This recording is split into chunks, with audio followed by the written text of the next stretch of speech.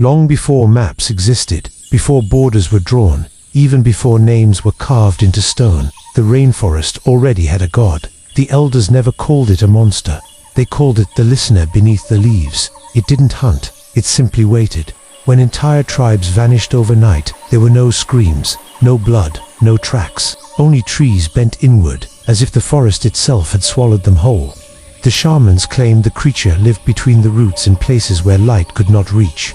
A being older than fear itself, feeding not on flesh but on awareness. If it knew you had discovered it, you were already dead. So the legend was buried, the stories burned, the truth denied. In the late 80s, a mythology research team entered the rainforest on a classified expedition. 1 professor and 7 students. Their goal was simple: document an extinct rainforest deity referenced in forbidden tribal texts. The journals described something impossible, a creature shaped like a man, but wrong in every detail. Its limbs bent backward, its torso split open slightly when it breathed, like bark splitting on a tree. Its face was smooth, except for a single vertical slit that pulsed when prey was near. It had no eyes, it didn't need them. The professor laughed it off. Primitive fear mythology, he called it. They set up camp in a region the locals refused to enter, a place where even the insects went silent. On the first night, the forest stopped breathing.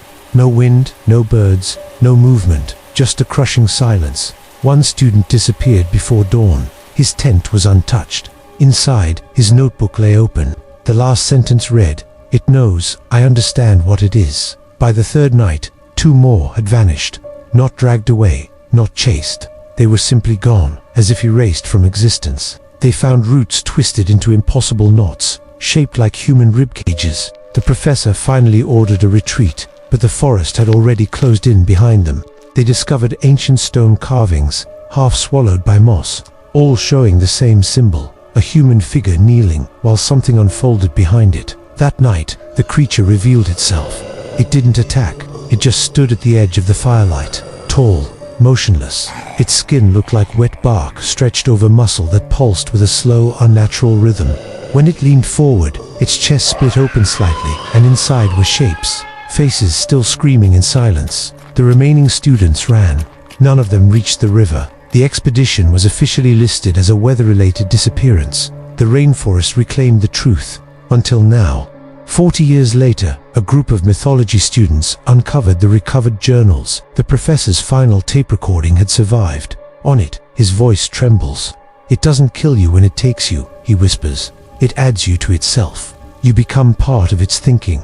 Ignoring all warnings, this new research team returned, convinced the legend was just psychological folklore, a case of mass hysteria. They brought drones, high-tech cameras and GPS. The forest didn't care. The moment they stepped beyond the old boundary, all their technology failed. Drones fell from the sky like dead insects. The trees grew closer together, not naturally, but with a chilling intention. At night, they felt something massive moving beneath the roots, not crawling, shifting, as if the very ground itself were changing its position. 1 student saw a silhouette reflected in the river standing right behind him. When he spun around, nothing was there. When he looked back at the water, his own reflection was gone. By morning, he was missing. Only his boots remained, filled with soil and teeth marks shaped like human jaws, but there was no blood. Only a thick, black, warm sap. That's when they understood the horrifying truth. The creature doesn't hunt bodies, it hunts those who recognize it. Understanding is the invitation, knowledge is the wound. When their teacher finally saw it, truly saw it, the forest exploded into motion.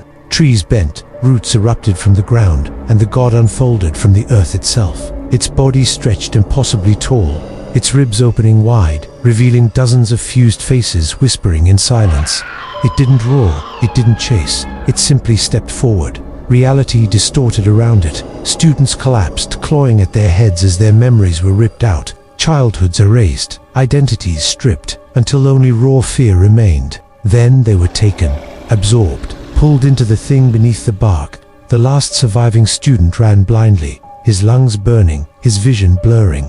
Behind him, the rainforest closed like a mouth. He escaped at dawn, alone, broken. When the authorities found him, he couldn't speak. He only drew the same symbol over and over. A kneeling human and something unfolding behind it. Weeks later, he disappeared from his hospital room. The security footage shows him standing, then turning towards something the cameras couldn't see. The rainforest still grows. Deep beneath its roots, the god remembers being studied and vows to keep its existence a mystery.